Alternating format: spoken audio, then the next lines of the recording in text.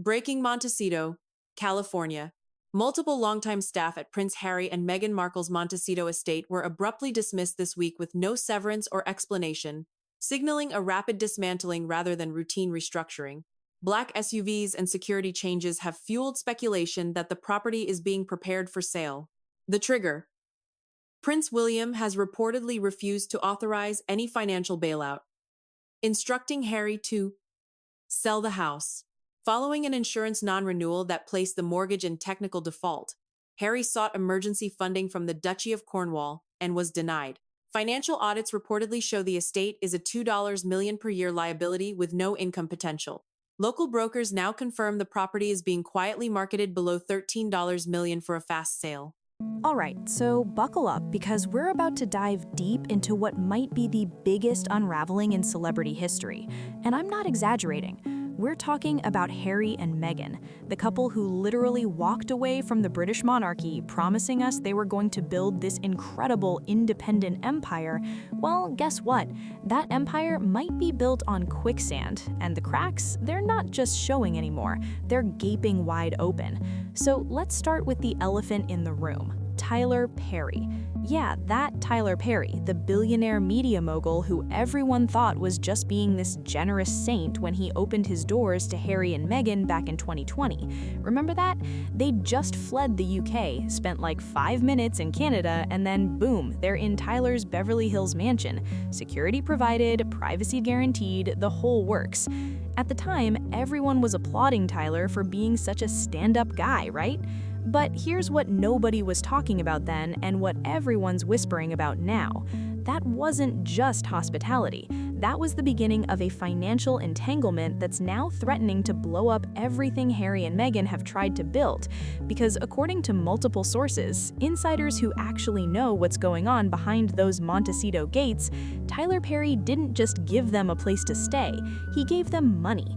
Lots of it. We're talking millions of dollars to help them secure that $14 million Montecito mansion they bought in June 2020. Now, let's pause here for a second because this is important. When you're buying a $14 million house, you need serious money up front. We're talking millions for the down payment alone. And here's the thing, Harry and Meghan were transitioning. They'd left the royal family, sure, but those Netflix and Spotify deals, they hadn't closed yet. The money wasn't flowing. So where did the cash come from? Enter Tyler Perry. The story goes that he loaned them a substantial sum, maybe $5 million, maybe more, to bridge that gap. And here's the kicker, it was all done informally. No lawyers drafting ironclad contracts, no press releases, just a handshake deal between friends, or at least people who thought they were friends. Because here's what you need to understand about informal loans between wealthy people.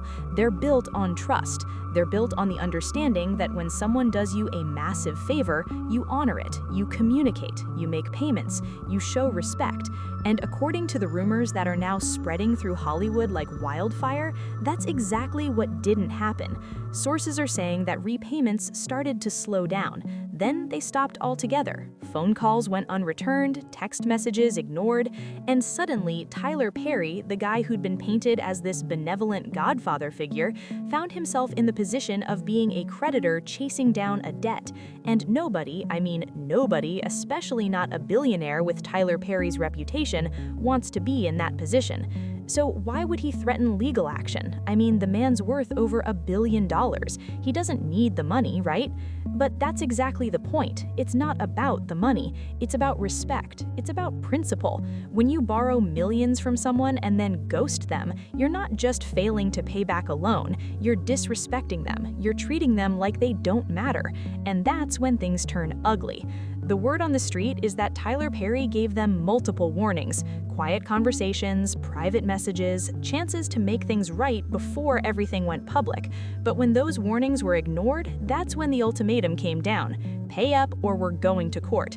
And if this goes to court, oh boy, that's when things get really interesting. Because here's what happens in a legal dispute like this. Discovery. Everything comes out. Bank statements, loan agreements, emails, text messages, financial records, tax returns. All of it gets subpoenaed. all of it becomes public record. And if Tyler Perry's loan surfaces in court documents, guess what else is going to surface? Every other private financial arrangement Harry and Meghan have made, every other loan, every other handshake deal they've cobbled together to maintain their lifestyle. And that's terrifying for them, because their entire brand, their entire public image is built on this narrative of independence. They walked away from the royal family to be financially independent, to build their own empire, to prove they didn't need anyone's help.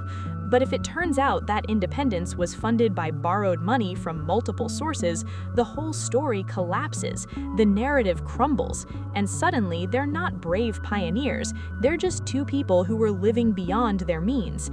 Now, let's rewind a bit and talk about how they got here, because this didn't happen overnight. This has been building for years. Go back to January 2020. That's when they dropped the bombshell that they were stepping back from royal duties.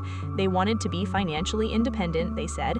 They wanted to split their time between the UK and North America. They wanted to raise Archie away from the media spotlight. And you know what? A lot of people sympathized with them. The British tabloids had been brutal. The racism Meghan faced was real and documented. There was a legitimate case to be made that they needed space, that they needed to protect their family. But here's where the sympathy starts to fade, because shortly after that announcement came the Oprah interview, March 2021, and that's when things went nuclear. They didn't just tell their side of the story, they scorched the earth. Allegations of racism within the royal family, claims that Meghan was suicidal and got no help, accusing them that they were cut off financially. The whole world watched as they systematically dismantled the institution they just left. And while some people applauded their courage, others, especially in the UK, felt betrayed. They felt like Harry and Meghan had taken the perks of being royal, enjoyed the privilege, and then trashed the family on their way out. And here's the thing about burning bridges. You can't unburn them. Once that interview aired, any chance of reconciliation with the royal family essentially evaporated. King Charles, who was Prince Charles at the time, reportedly did cut off financial support. Prince William closed ranks, protecting the institution and his father. The palace went into damage control mode, and Harry and Meghan found themselves truly on their own. No more Duchy of Cornwall income, no more security funded by the British taxpayer, no more safety net. Just them, their brand, and whatever deals they could make in Hollywood. And at first, it looked like they'd struck gold. Netflix reportedly paid them over $100 million for a multi-year deal. Spotify signed them for what was rumored to be around $25 million for podcasts. There were speaking engagements, appearance fees, the book deal for Harry's memoir, Spare. On paper, they should have been set, but here's what nobody really talks about. Contracts aren't the same as cash flow. Just because you sign a $100 million deal doesn't mean you get $100 million deposited into your account on day one. These deals are structured. They're milestone-based. You get paid when you deliver content, when you hit viewership targets, when you meet contractual obligations. And here's where the problem started. That Spotify deal? Dead. Canceled after just one season of Meghan's podcast Archetypes. And the way it ended wasn't pretty. Spotify executives reportedly called them grifters behind the scenes. The podcast didn't generate the numbers Spotify wanted. It didn't justify the investment. So they pulled the plug. And there went millions in expected income. The Netflix situation is more complicated, but not much better. Yes, they produced content. The documentary series about their relationship, Harry and Meghan, did get big initial viewership numbers. But after that, the numbers dropped off a cliff. Subsequent projects underperformed, and suddenly Netflix started questioning whether this partnership was worth the money. Reports suggest that Netflix is reassessing the relationship, potentially not renewing when the current deal expires. And then there's Spare, Harry's memoir. Yes, it sold millions of copies. Yes, it broke records for a non-fiction book on its first day. But it also burned even more bridges.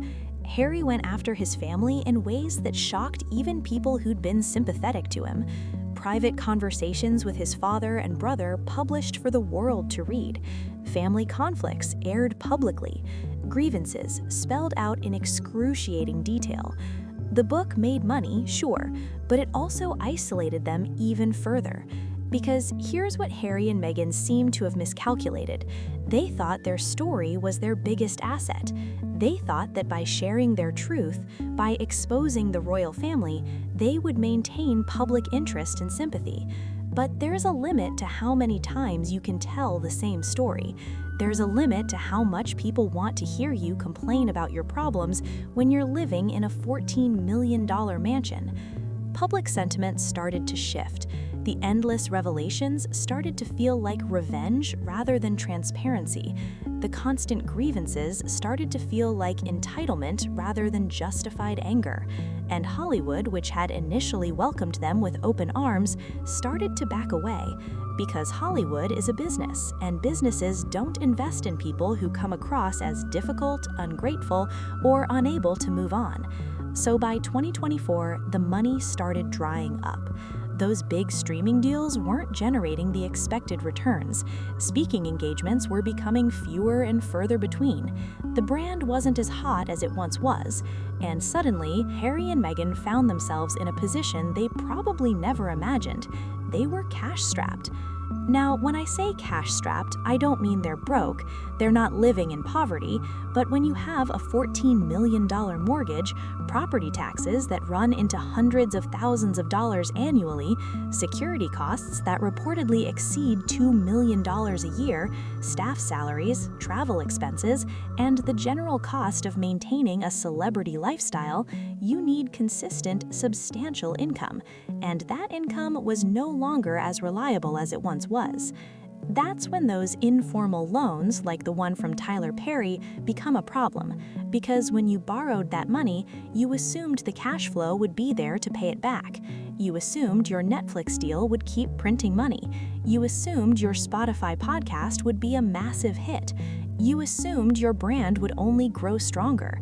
But assumptions aren't guarantees, and when reality doesn't match your assumptions, debt becomes a crisis. And it's not just Tyler Perry. The rumors suggest there are multiple private lenders who helped Harry and Meghan during their transition period. People who believed in them, who wanted to help, who thought they were making safe investments. But as the repayments slowed or stopped, those lenders started getting nervous.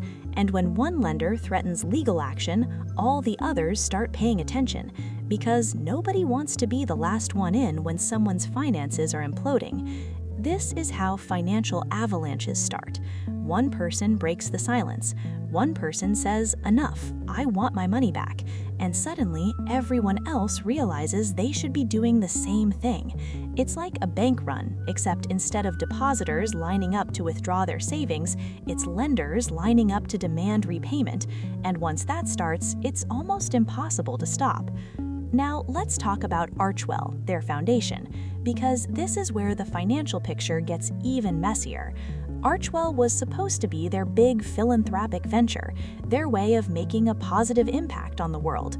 And I'm sure their intentions were genuine, but running a foundation is expensive, really expensive. According to tax documents that are publicly available, Archwell's expenses ballooned to over $5 million in 1 year. Meanwhile, donations were reportedly around $2 million. You don't need to be an accountant to see the problem there. You're spending more than double what you're bringing in. That's not sustainable. That's a crisis. And when a foundation starts struggling financially, it attracts attention, the wrong kind of attention. The IRS starts looking closer. Auditors start asking questions. And according to some reports, that's exactly what happened. There were allegedly delinquency notices, issues that needed to be resolved. Now, those issues were apparently handled, but being on the IRS's radar is never a good thing. Because here's what auditors look for. They look for whether there's proper separation between personal expenses and foundation expenses. They look for whether the foundation's resources are being used appropriately. They look for any blurring of lines between the founder's personal lifestyle and the foundation's operations. And when you're living in a $14 million mansion and running a foundation that's struggling financially, those lines can get very blurry very quickly. Insiders are alleging, and again, these are allegations, not proven facts, that there were questions about how certain expenses were categorized. Were certain travel costs personal or foundation related? Were certain property uses personal or foundation purposes? These are the kinds of questions that make lawyers and accountants very nervous. Because if the IRS determines there's been improper use of foundation resources, the penalties can be severe. We're talking about potential loss of tax-exempt status, personal liability for the founders, public embarrassment, legal consequences. And when your foundation's accounts are under scrutiny, it affects everything else. Banks become hesitant to extend credit. Donors become reluctant to give money. Partners start distancing themselves. It creates a domino effect that's really hard to stop once it starts. So you've got Tyler Perry demanding repayment. You've got potentially multiple other lenders watching closely. You've got a foundation that's financially strained. You've got streaming deals that haven't met expectations, and you've got a public image that's taken serious damage. That's not just a bad situation, that's a perfect storm. And here's what makes it even worse. They have no backup plan. When they were part of the royal family, there was a safety net. If things went wrong, there was family wealth to fall back on. There were palace resources. There were people whose job it was to manage crises. But they walked away from all of that. They wanted independence, and they got it. But independence means there's nobody to catch you when you fall. The royal family isn't coming to their rescue. King Charles has made it clear that they're on their own. Prince William has reportedly cut off communication entirely. The rest of the family has closed ranks, protecting the institution from any further damage. Harry and Meghan are truly isolated, and in a crisis like this, isolation is dangerous.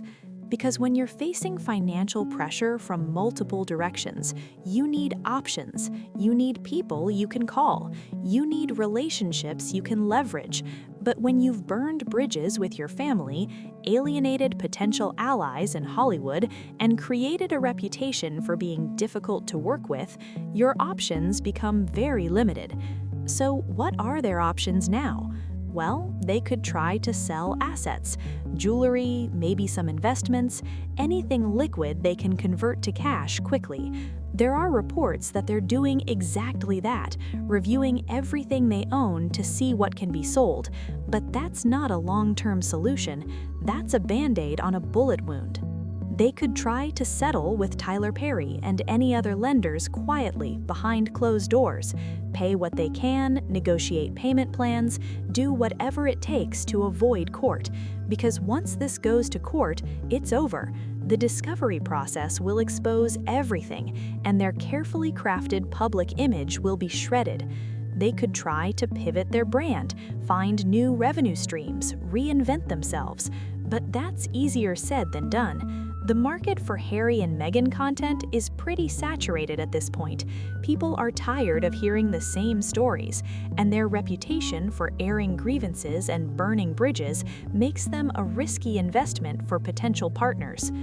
Or they could do what they probably should have done years ago: lower their profile, reduce their expenses, live more modestly, and focus on rebuilding relationships rather than chasing headlines. But that would require humility. It would require admitting they made mistakes.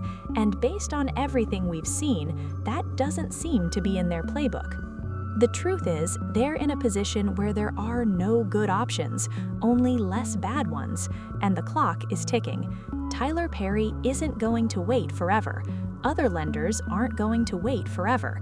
The IRS isn't going to wait forever. Eventually, something has to give. And that Montecito mansion, that symbol of their freedom and independence, it might end up being the thing they have to sacrifice. Because if they can't come up with the cash to satisfy their creditors, that house becomes collateral. It becomes the asset that gets liquidated to pay their debts. And wouldn't that be ironic? The house that was supposed to represent their new beginning ends up being the thing that gets taken away. Look, I want to be clear about something. I'm not celebrating their struggles. This is a human story, and there are real people involved who are probably stressed, scared, and uncertain about their future. But it's also a cautionary tale. It's a story about what happens when you let ego and ambition drive your decisions instead of practical reality. It's a story about what happens when you burn bridges and assume you'll never need those connections again. Harry and Meghan had advantages that most people could only dream of. They had global fame, royal connections, public sympathy, and initial goodwill from Hollywood. They had everything they needed to build something successful and sustainable. But instead of being strategic, instead of being humble, instead of building slowly and carefully, they went big. They made enemies out of family. They overpromised and underdelivered. They spent like they had unlimited resources when they didn't. And now they're paying the price. The fairy tale is over. The reality is setting in. And that reality is a lot harsher than they probably imagined when they were sitting in Oprah's garden talking about their truth. The next few months are going to be crucial. If Tyler Perry files a lawsuit, everything changes. The media will have a field day. Every detail of their finances will be picked apart. Other creditors will likely come forward.